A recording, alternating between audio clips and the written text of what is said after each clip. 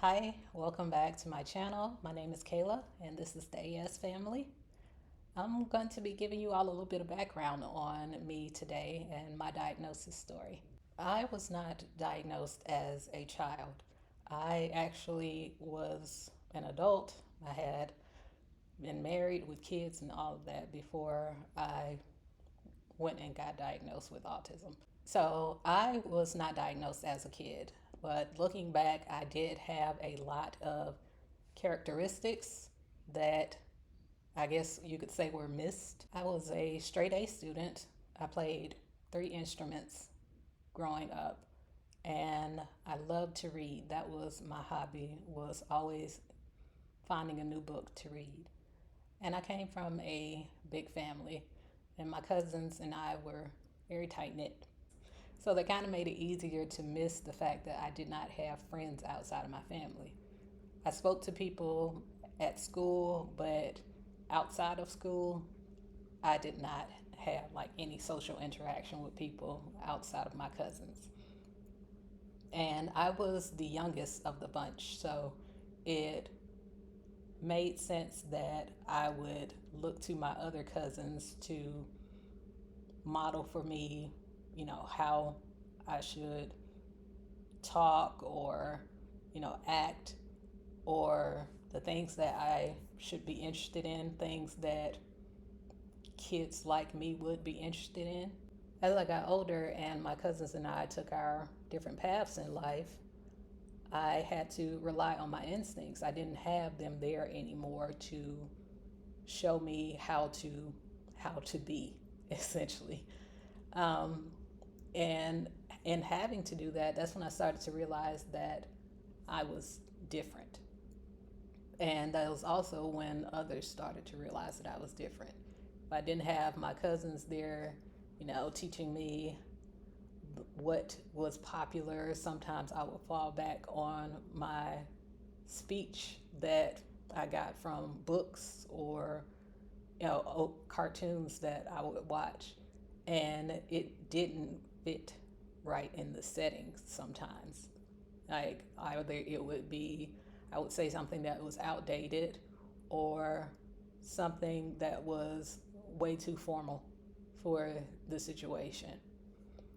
Um, but again, it wasn't something that I felt like was, it didn't indicate that there was something else going on, like a bigger issue. I just figured maybe I am just awkward.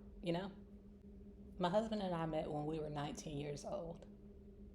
We had our first son, Isaiah, when we were 21, and probably a year after we got married. We had our second son, Zai. And Zai and Isaiah were both diagnosed with autism. So this got me thinking about myself and some of the characteristics that I share with my kids. And my husband was on the same page. So we both started looking into self diagnosing ourselves.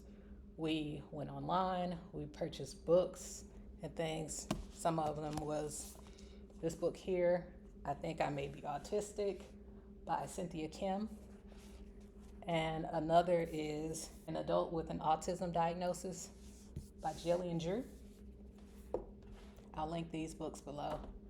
But after doing a lot of tests, and we were scoring pretty high on that, so we were pretty sure that we were both autistic. Also, what was going on at this time was that I had met my out-of-pocket max for my insurance. So I figured, why not? I went to the same doctor who had diagnosed my kids, and she referred me to a person who specialized in diagnosing adult women. Went in for my evaluation. It was about a 2-hour evaluation where we talked, and he did like different tests, IQ tests, spatial tests, things to just understand how my brain works. And he eventually ended up diagnosing me with autism and chronic anxiety. For chronic anxiety, you may as well have just said prolonged overstimulation because that was the case for me. I understand now what overstimulation looks like for me, but for the longest, I always just assumed it was just anxiety. I also scored very high on masking.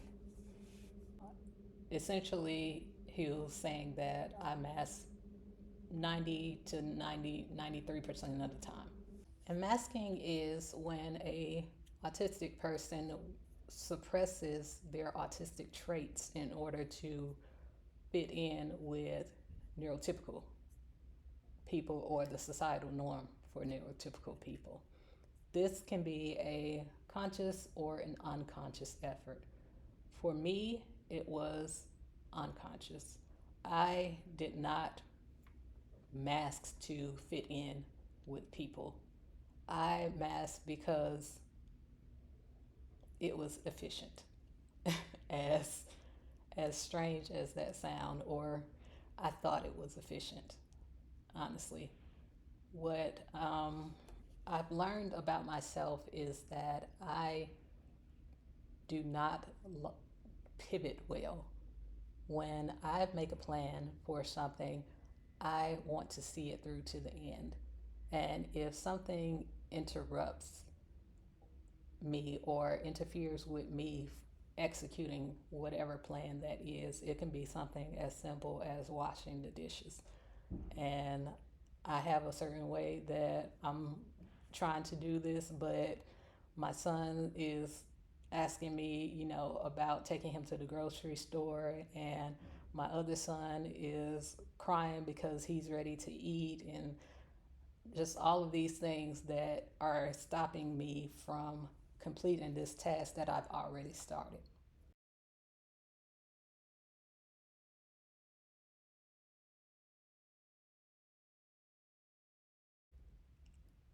It causes me anxiety to stop what I'm doing and to tend to these other tasks.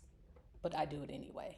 To stop and tend to myself, or to calm myself and regulate my emotions, that's just another thing hindering me from finishing my task.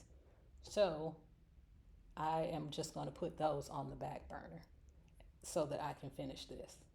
And that was my form of masking, was not tending to my emotions or regulating myself when I'm overstimulated, because completing my tasks or getting stuff done was more important. So of course I couldn't keep this up for long. Eventually, what happens when you ignore overstimulation is that the volume slowly gets turned up each time. And when I say the volume, I'm not just talking about sounds. I'm talking about all of your senses are hyperstimulated. So it's your sense of smell, hearing, your vision. All of this gets turned up a little bit more every time you ignore the fact that you're overstimulated, because it's your body's way of trying to tell you, hey, you need to take a break. You need to step away from this and take care of yourself. So, like I said, with me being a high masking person, masking 90 to 93% of the time, that is a lot of overstimulation that I was ignoring. And once that dial hit the max, I burned out. And also, what I realized is that my threshold for what I could handle had gotten very low. Normally, I could handle a situation like going to a concert and the music being loud, but when I reached burnout, I couldn't even handle the sound of birds chirping outside, or I couldn't deal with the brightness from my TV screen. because my senses were so heightened and I was so overstimulated.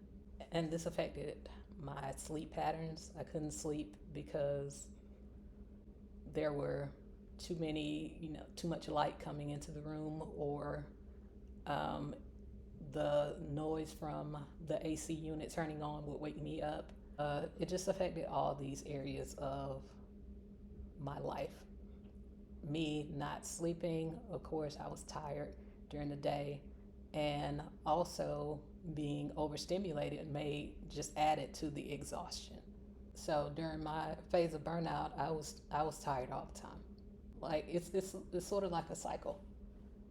Like the more tired you are, the more overstimulated you are. The more overstimulated you are, the more tired you are. So what I ended up having to do is to drop the mask. Basically, I had to stop worrying about completing, all of these different tasks, that these things that I felt were so important and that needed to be done then. And I had to stop to take care of myself and to regulate my emotions. Not later, but in the moment when they come up. I would say the best advice that came from me getting evaluated and diagnosed was that I understood what I was doing and how it was contributing to my anxiety or my overstimulation. The whole purpose of me getting evaluated was initially it was to understand my children more, but I ended up understanding myself more and learning how to basically give myself grace and to slow down in the moment. Everything does not need to be done today, or it's not the end of the world if something is not completed the way that you planned initially. Whether I would say it's worth it to be diagnosed as an adult, that is one of those situations where it is very much case by case.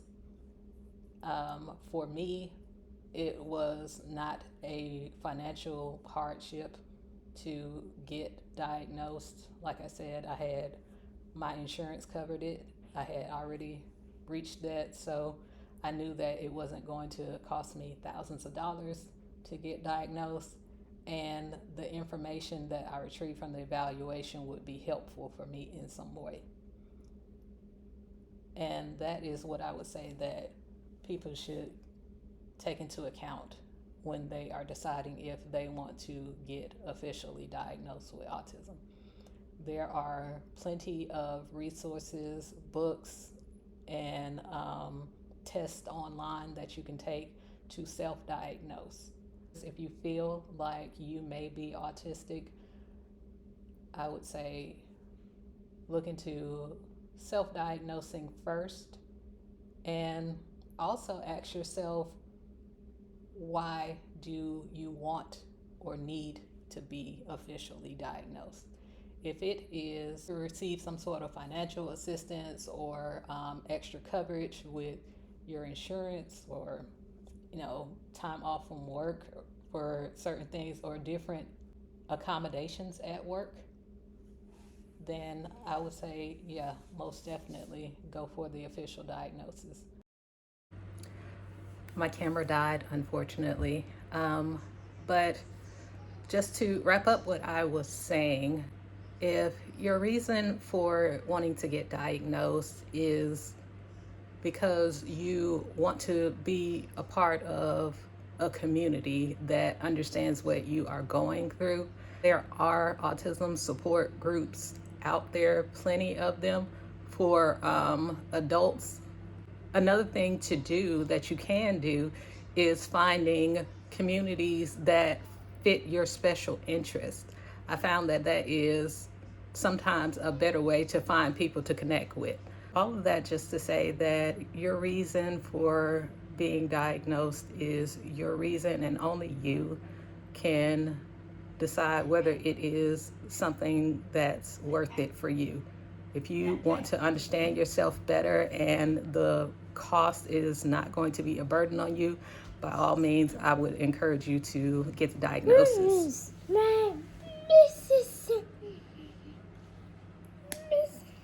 That is my son.